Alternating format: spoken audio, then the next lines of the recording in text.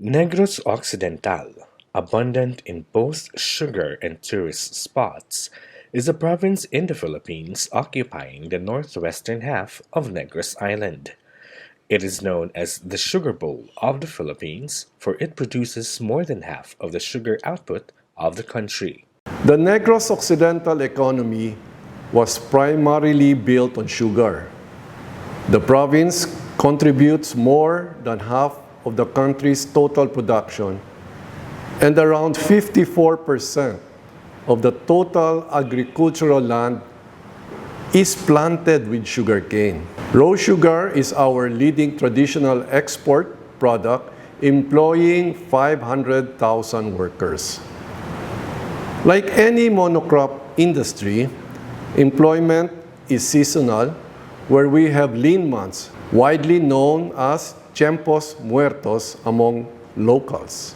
To address such pressing concern, the need for alternative industries like livestock, poultry, and muscovado production became imperative. Muscovado is a non-centrifugal sugar obtained from sugarcane juice. The export demand for muscovado is rapidly growing at a rate of 23% annually. This is a good opportunity for the province to intensify muscovado production through the development of efficient muscovado milling facilities. Sagay City is a second-class city of the province of Negros Occidental. It is composed of 25 barangays, with 8 barangays classified as urban and 17 classified as rural barangays. The city of Sagay is situated 82.9 kilometers away from Bacolod City, which is approximately a 2-hour drive from the capital. Public utility vehicles plying the northern Negros route pass by this progressive city. The total number of population registered in 2013 is 150,044, with an average growth rate of 1.1% and a population density of 426 per square kilometer. The city of Sagay is an agricultural city, and majority of the population depend on agriculture as their main source of income. Sugar is the most dominant industry, as evident by the vast tracts of land devoted to sugarcane.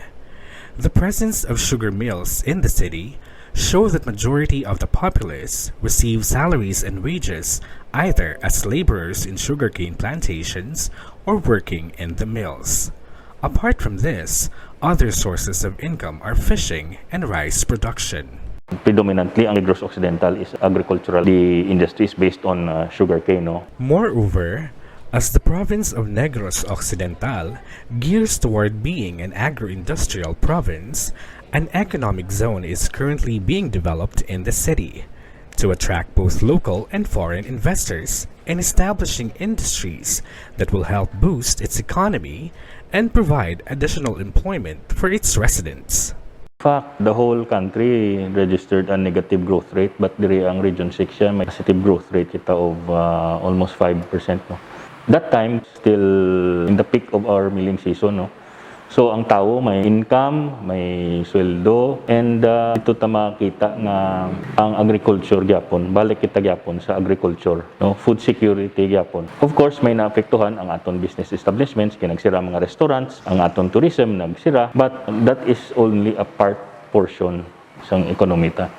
Ang majority gidya ang agricultural sector why kaayo naapektuhan. In the upland barangays, sugarcane remains to be the main crop of the farmer residents, with some diversifying into other agricultural crops such as corn, intended for livestock and poultry production, fruit trees, and rice, proving the city's agricultural wealth.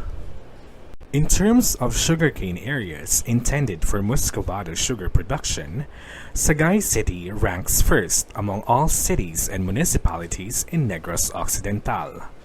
With this, the city has a great potential for expanding and developing new agricultural land area for the commodity. Sagay City is blessed. We have 3 sugar mills.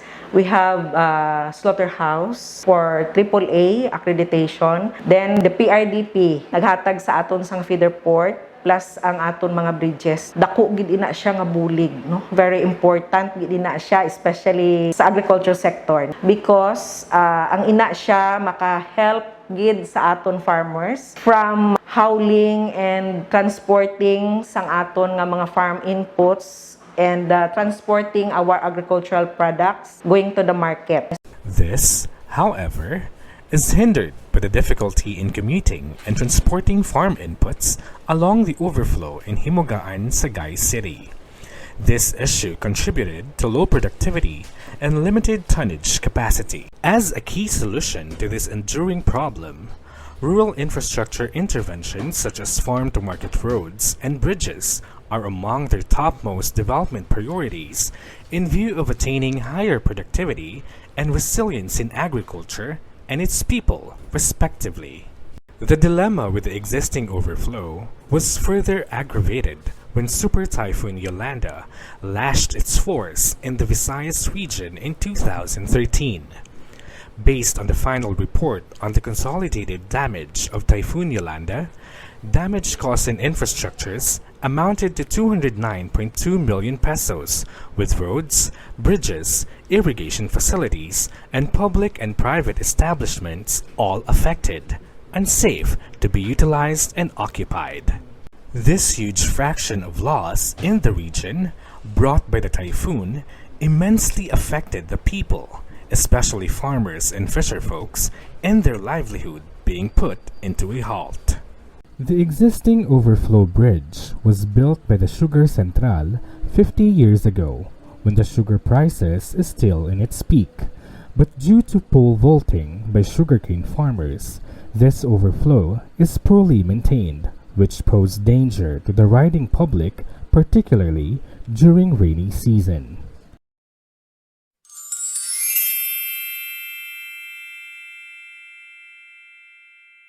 Ang sitwasyon namon pertigid kabudlay sa pagtransport sang amon mga produkto halin sa bukid tungod sang amon dalan nga hindi maayo. Ang amon pangabuhian tubo mabudlay gid kapin pa magbaha, ang himugaan hindi kami katabok sa pag-deliver namon sang amon mga pasyente, masyado gid kabudlay tungod sa mga una nga tsimpo wala pa service ang barangay.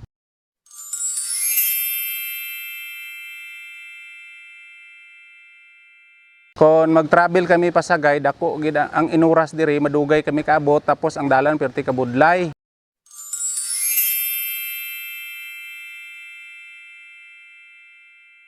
Pag-start gid diri, ang nagabiyahe diri sa una single lang na nga minibus or jeep. Nga nagabiyahe halin diri alas 5 sa ngaga pakadto sa Sagay City.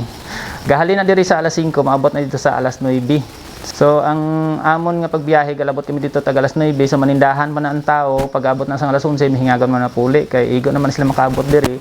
Gabi na pod. Ang pamasahe namon sang pag-start kina diri bali 100 pesos.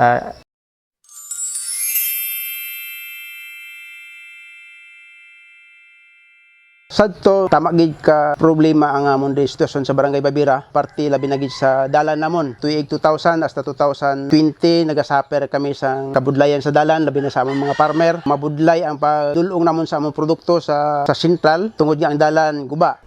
With this constraint greatly affecting the agricultural sector of Sagay City, the construction of the 120 linear meter Himugaan Bridge in Barangay Bato, Sagay City, Negros Occidental was realized.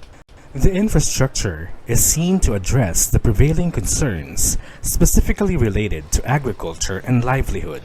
A total population of approximately 12,295 individuals with around 2,606 households can benefit directly with the construction of the Himugaan Bridge, mostly farmers and laborers. Kabulig siya sa emergency Kag sa ginasuffer namon nga halin pa sang natubuan ko buot inang pagbaha sina nga taytay. Kay halin sang natubuan ko buot nagatabok na kami sina ginaantos na lang ginamon ng ubog tungod sina nga taytay. Siyempre damo na aksidente, amon ang ginagawa namon kay smooth ang pagbiyahe, dasig pagpagwa namon sa produkto, hindi na kami mabudlayan. Kag ang maintenance sa mga salakyan diri nga nagabiyahe wala sang mayo nga damage gid nga dako, gamay ang maintenance. Apart from the direct household beneficiaries, there are also 8 elementary schools, 3 secondary schools, and 42 sitios that comprise the 3 barangays that will benefit from this sub-project.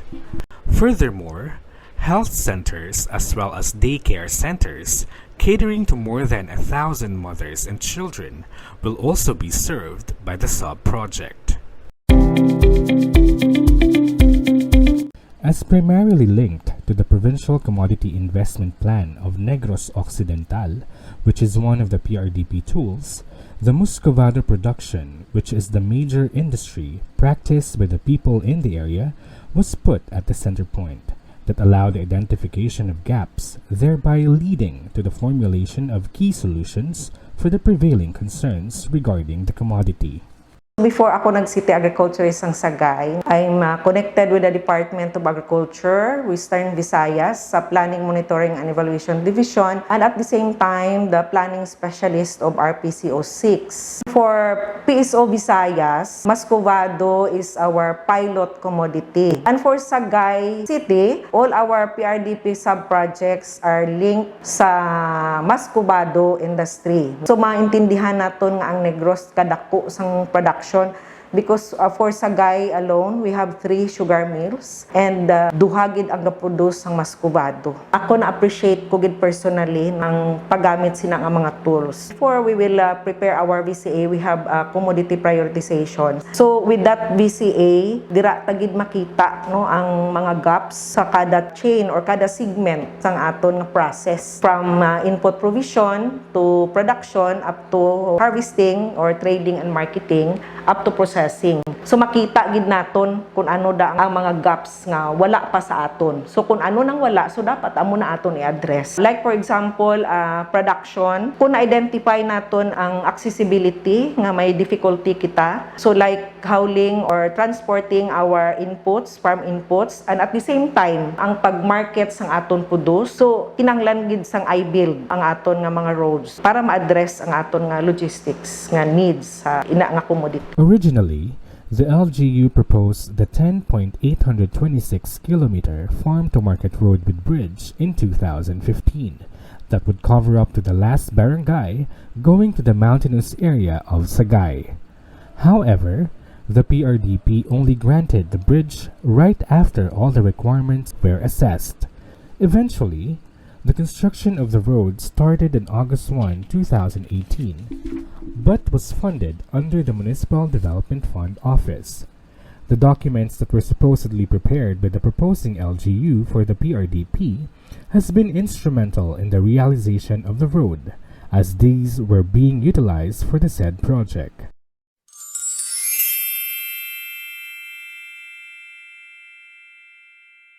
That project was started due to the demand of the most people sa aton mga hinterlands. Actually, ang included sina hindi lang ang bridge, included man ang dalan gid pakadto to the last barangay.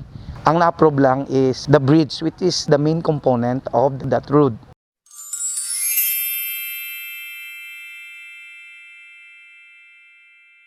It all started when the late Governor Marañon recommended that the bridge, including the road. And then, I think due to the lack of fund, the road was funded under MDFO, Municipal Development Office Fund, through DOF, Department of Finance. And then the bridge was funded by PRDP.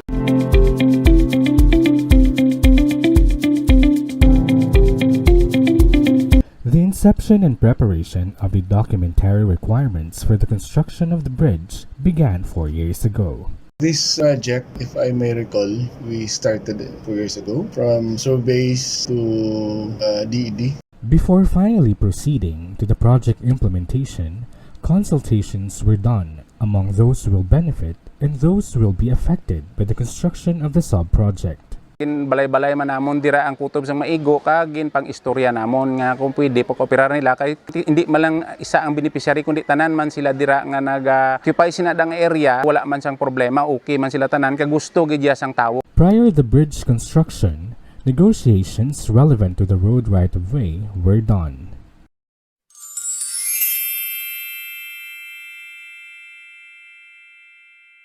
Doing the feasibility study of the 120 linear meter Himugaan Bridge is not that easy. We went house by house, we conducted interviews, and later on we were able to discover that the approach of this 120 linear meter is a public land. So we sought the help of the Department of Environment and Natural Resources for the permit that we could construct a 120 linear meter bridge on this site. On the road right-of-way, we were able to reach out various years because all of the rightful owners are already gone. With the help of the late Governor Marañon, we were able to purchase the lands that is not being donated. There are also owners residing in the area to have their land waived or donated to the city of Sagay.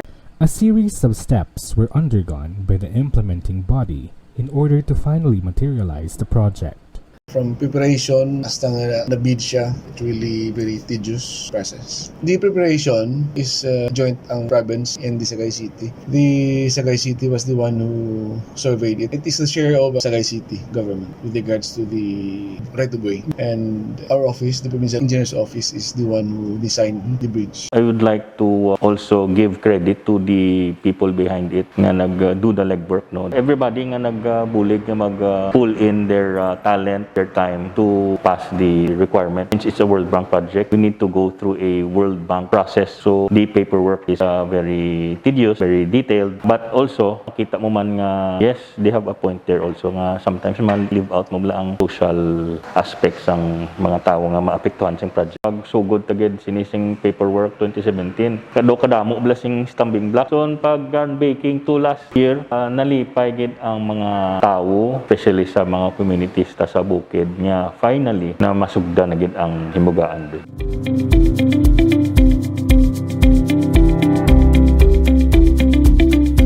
Because PRDP is different in terms of documentation and monitoring. So you see to it that all of your work item, per work item, must be geotagged and always tested, no? And others na document.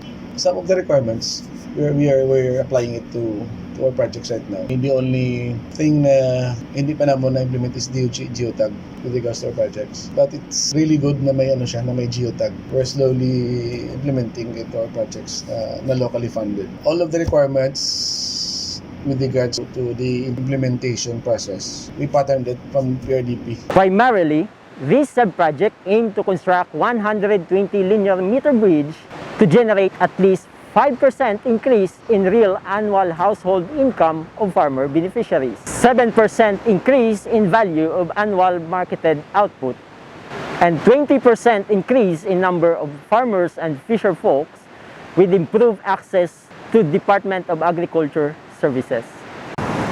The contract cost of this project is 76,313,828 pesos and 7 centavos. This was originally issued no objection letter 1 last May 7, 2017.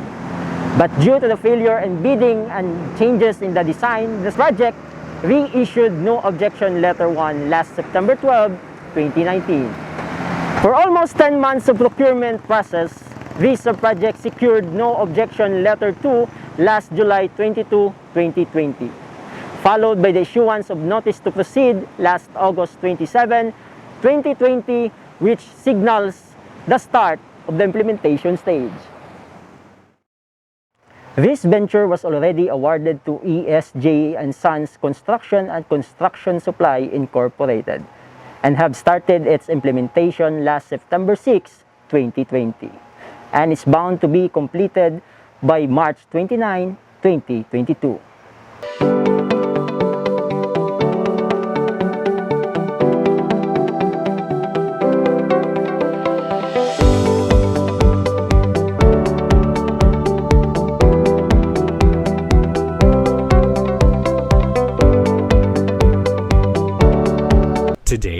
The sub-project registers a physical progress of 59.71%, with a total amount of 10,141,712.68 pesos disbursed.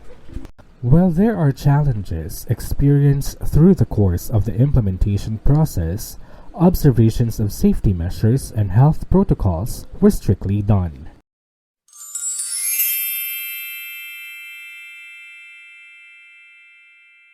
Kahit na may rainy seasons, ginagawa natin kasi tapos na yung bore pile. Ginagawa natin yung substructure natin gaya ng mga column, capping. Binigyan tayo ng magandang panahon, matatapos din namin yung project na to.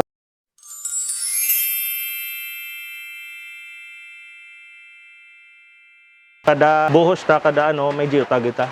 May ari ta di sa babaw, ga obra sila sang pareho sini sa likod ko, amon isang obra nila purmas para sa aton kolom, para once makapenetrate ta sa dalom, ma-assemble na lang ta. Sugod launching, ma-slab na lang ta dayon. Subong tingwaan lang namon nga makasaka ta sa kolom ta para magpa-cure ta, masampaw na lang kami girder, tapos sinadasig na lang. Ang ginaobra namon kung magbaha, diri kami sa babaw ga fabricate sa mga rebars ta, sa mga formas para when it comes nga nubo ng tubi, ma-assemble na lang ta kag mahauling para dasig aton nga hindi sa mapundo.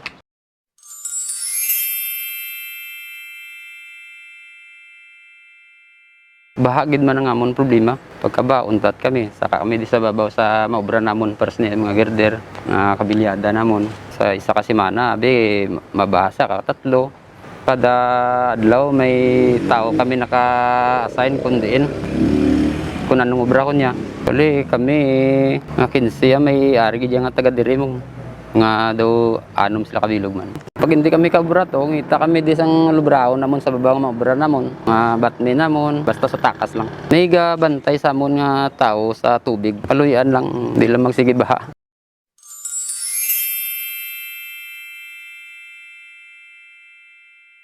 Social distancing, mask kita, ti avoid anay ko ang di kita na yung mga so para sa safety mo sa mga tao. Insured naman na sila, kasi kung may aksidente, mag-insure naman sa kumpanya yan. Tapos mayroon na kami mga vitamins na binibigay sa kanila.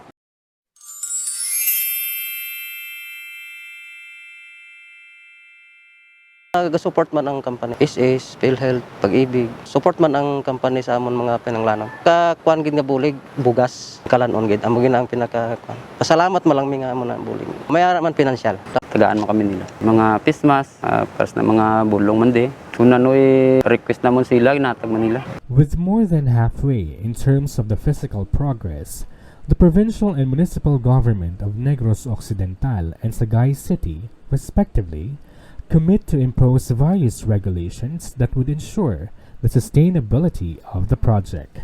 Of course, ang tanan nga infra project kinahanglan magina ang maintenance right after nga ma-turnover. Part of our obligation sa amon office is may ara gid ang amon mandate. Hindi lang sa construction, may ara man kami mandate sa maintenance. Papangsyon na lang namon gid nga mabantayan man namon kung anong mga defects kag ang kinahanglan nga itagan right away nga mga atensyon bala nga hindi maka-danger sa mga tao, sa mga public naton nga in case nga may mga defects or right away mahatagan naton aksyon kag mahatagan ta mga solusyon. I will see to it that the budget for the operations and maintenance of all sub-projects will be allocated by the LGU concerned.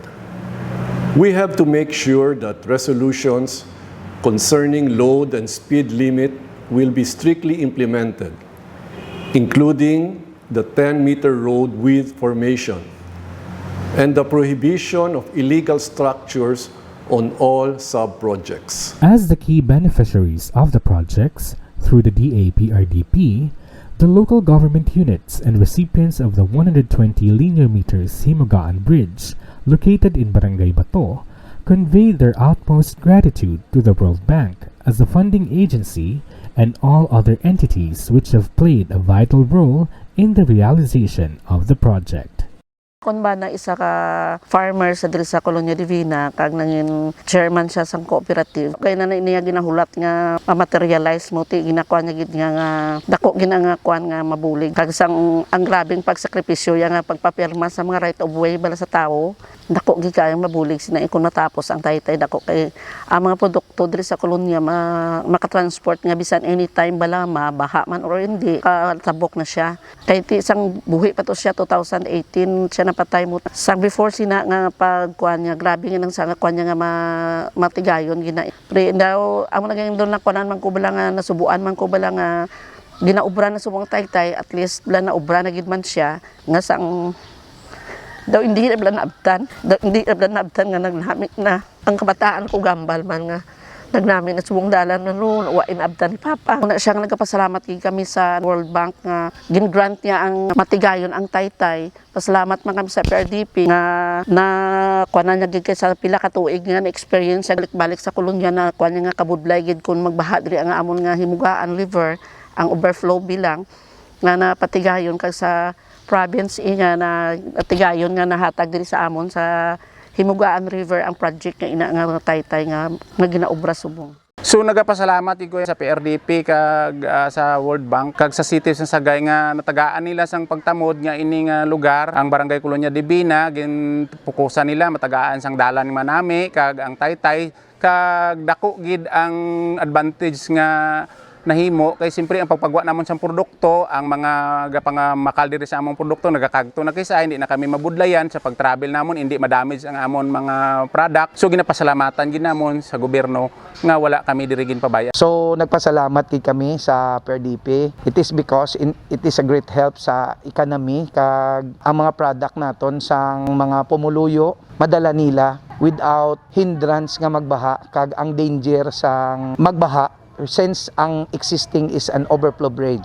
So the bridge is a big help kay ma-eliminate na naton inang danger right after the completion of the bridge. Pasalamat gid ako sinang bridge nga dako gid na nga bulig para sa mga mangunguma nga ara sa sinang 3 ka barangay. Not only our farmers but also ang aton mga partners sa DepEd, mga teachers naton. Pasalamat gid na sila labi na gid ang mga estudyante. I-expect naton nga ang inada nga area ma-develop pa gid. So damo na siya ang magsulod dira nga mga economic activity sa sinada nga mga barangays. After this bridge, more agro-tourism development will sprout in this area. We are very, very happy that this project had been approved by PRDP and it will become a reality. We are very thankful with PRDP granting us with this project. First of all, we'd like to thank PRDP, Department of Agriculture, and World Bank, the Himugaan Bridge project in Barangay Bato, connecting to Barangay Babiera and Barangay Tiwahon and Divina Colonia. This will greatly help the flow of agricultural products from these communities to the market, no? And also to the province of Negros Occidental. To the World Bank, the Department of Agriculture, and PRDP, thank you for your consistent support to the concerns and needs of Negros Occidental. The projects will definitely aid our efforts to end poverty and optimize development by targeting investments in the major source of livelihood in the rural areas, which is agriculture. Thank you for supporting our efforts to alleviate poverty, upgrade infrastructure, improve health, nutrition, and education, strengthen resilience against climate change and natural disasters, promote peace, and enhance global competitiveness. As the construction of Himugaan Bridge eventually comes into reality, the goals of bridging the gaps towards agri-fishery development also comes close. Bridging the gaps to gear towards agricultural development. O Sagay, beloved city, our joy and inspiration, devoted we shall always be to your glory.